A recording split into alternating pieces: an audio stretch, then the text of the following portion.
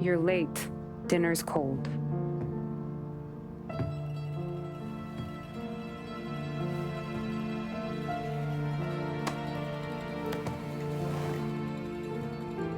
Work.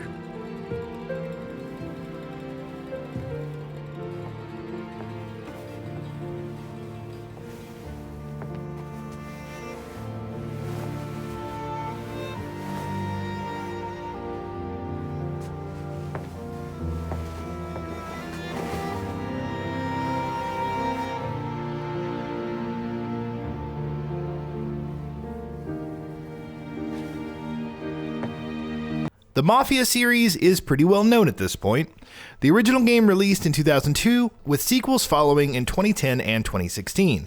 Now, Hangar 13, who developed Mafia 3 and features many folks who worked on the original two games, has decided to remake the original game from the ground up, retaining the spirit of the original while adding an updated script, expanded backstories, additional cutscenes, new gameplay sequences, cinematics, and a re-recorded orchestral score, among other improvements.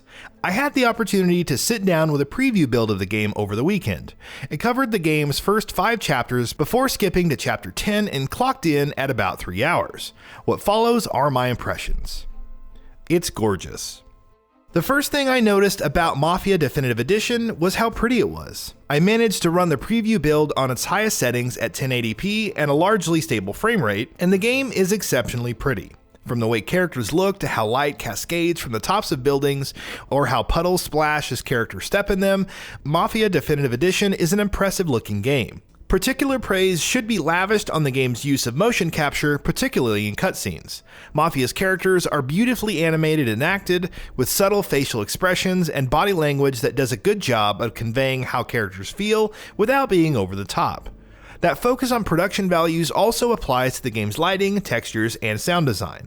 This is especially noticeable in the game's music, which is an expertly produced sampling of some of the best Big Bang stuff you'll ever hear in a video game. This is a very, very well produced remake that has atmosphere for days and captures the spirit of the original while bringing it into the modern era. Huge! Where the hell did they... Okay, one down!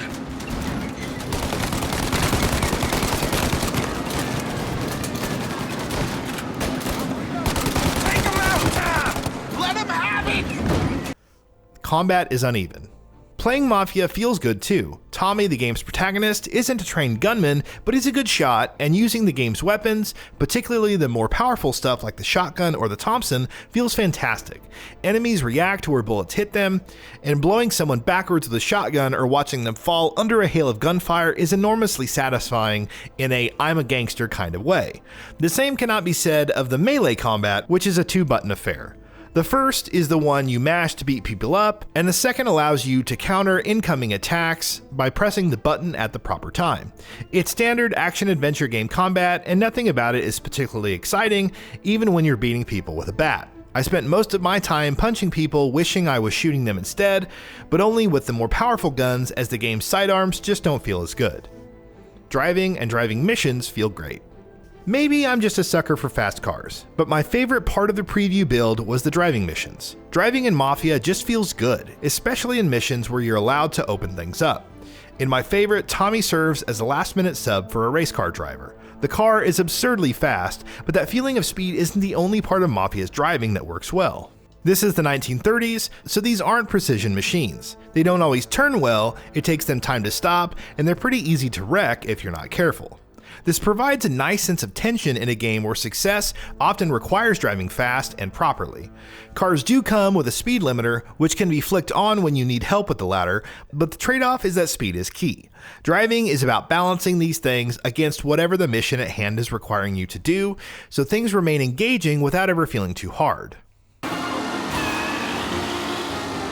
What a race today, folks! The driving's been incredible!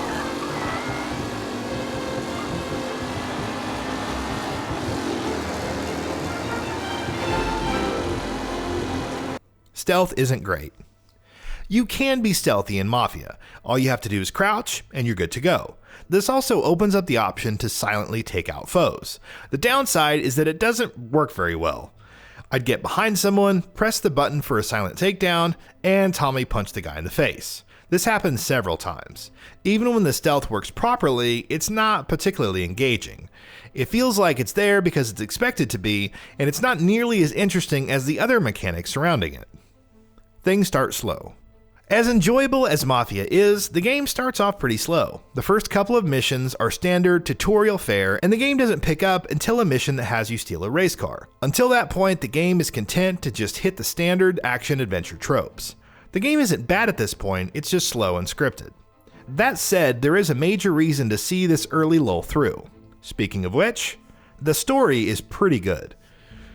The story in the original game was pretty good, so the remake is playing with a stacked deck. But Mafia is full of interesting characters that it's easy to get invested in, or at least like. The remake adds to this with an updated script, but the game feels confident in its storytelling ability, and it's easy to get drawn along for the ride.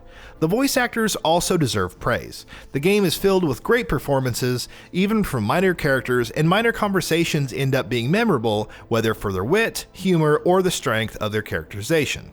Mafia isn't high art, but it knows what it wants to be, and it does it well, and there's something to be said for that. Without seeing the entire game, it's impossible to know how Mafia Definitive Edition will play out, but Hangar 13 is building on a strong foundation, and what I've seen so far looks very promising. Here's hoping they can do this modern classic justice. Given what I've seen, I'm fairly optimistic, but only time will tell if they can deliver the goods. Here, just in case Frank was right.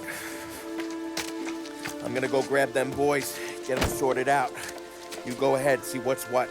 We'll catch up with you. And that wraps it up. If you like what we are doing, please consider subscribing to our channel, and don't forget to switch on the bell notification icon. That way you will never miss out on any of our videos.